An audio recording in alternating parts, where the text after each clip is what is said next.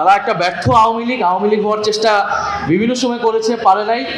এই সরকার নির্বাচিত হয়েছে, তারা 2টা ভোটে অংশগ্রহণ করেছে, কিন্তু একটা ভোটের ফলাফল তারা মানে নাই। আপনারা জানেন, গণভোটের গণরায়ের সাথে তারা বিশ্বাসঘাতকতা করছে। ফলে আমরা দেখছি যে এবারে যে সরকারিভাবে জুলাই গণঅভ্যুত্থান উদযাপন হলো, আপনারা দেখেছেন সারা দেশে সেটা কী পরিস্থিতি। ইতিহাস বিকৃতি থেকে শুরু করে দলীয়করণ এবং সব কিছুই সেখানে আপনারা দেখবেন যে কোনো ধরনের সার্বজনীন বক্তব্য নাই। অন্তর্ভুক্তিমূলক যে বাংলাদেশ জুলাই যে সকলের, সেই বার্তাটা তারা দিচ্ছে না। তারা সব কিছুকে দলীয়করণ করছে। স্থানীয় সরকার প্রশাসন থেকে শুরু করে রাষ্ট্রীয় পদ পদবি যেরকম দলীয়করণ করছে, একইভাবে ইতিহাসকে তারা দলীয়করণ করার চেষ্টা করছে, যেভাবে আওয়ামী লীগ মুক্তিযুদ্ধের ইতিহাসকে দলীয়করণ করার চেষ্টা করেছে।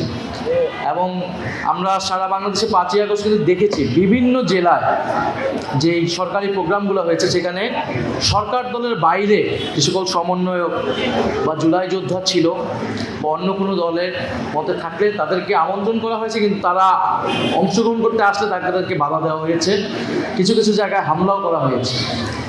তো এইভাবে যখন সরকার জুলাই গণঅভ্যুত্থান থেকে এবার উদযাপন করলো, এবং আমরা বলি শুধু উদযাপনে নয়, আসলে কাজের মাধ্যমেই প্রমাণ করতে হবে।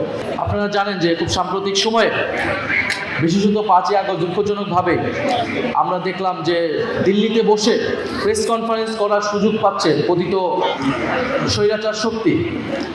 এবং এটা তো হবার ছিল, এটা যে হঠাৎ করে হয়ে গেছে এরকম কিন্তু না।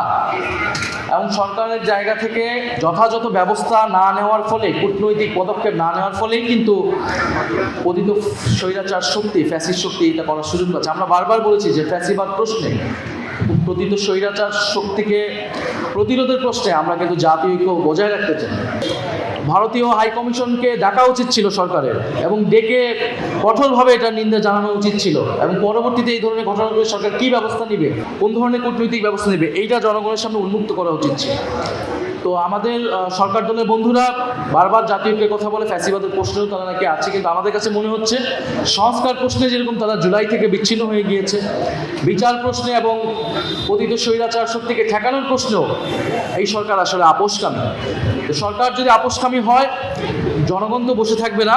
এবং আমরা 11 দলীয় ঐক্য আছে এবং যে সকল আরও সামাজিক রাজনৈতিক শক্তি আছে জুলাই গণঅভ্যুত্থানের পক্ষে, যারা সংস্কার এবং বিচার চায়, আমরা ঐক্যবদ্ধভাবে পতিত স্বৈরাচার শক্তিকেও আমরা প্রতিরোধ করব, তার বিচার নিশ্চিত করব, এবং যে সংস্কার গণভোটের যে গণরায় অনুযায়ী, সেই রায় অনুযায়ী আমরা কাজ করব। সরকার যে সংবিধান সংশোধন কমিটি করেছে, এই কমিটি করে সরকার লেজিটিমেসি হারিয়েছে, জনগণের আস্থা তারা হারিয়েছে। এবং জনগণের আস্থা যখন একটা সরকার হারায়, তখন তাদের টিকে থাকতে হয় ক্ষমতার দাপট এবং সন্ত্রাসের উপর ভিত্তি করে। এবং সেটা কিন্তু, সেই চিত্র বিগত 16 বছরে যেরকম আমরা দেখেছি, এখন কিন্তু আমরা দেখছি এই সরকার সেটা শুরু করেছে। যদি কাঠামোগত সংস্কার না করা হয়, এই সরকারও স্বৈরাচারী হবে, এবং তাদের ভিতর সেই প্রবণতা আছে, ইতিহাসেও আমরা দেখেছি।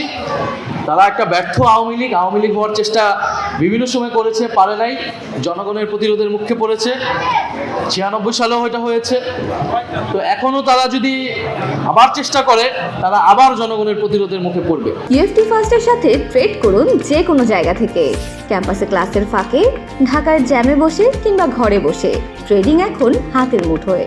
তাই ট্রেড করুন যখন খুশি, যেখানে খুশি।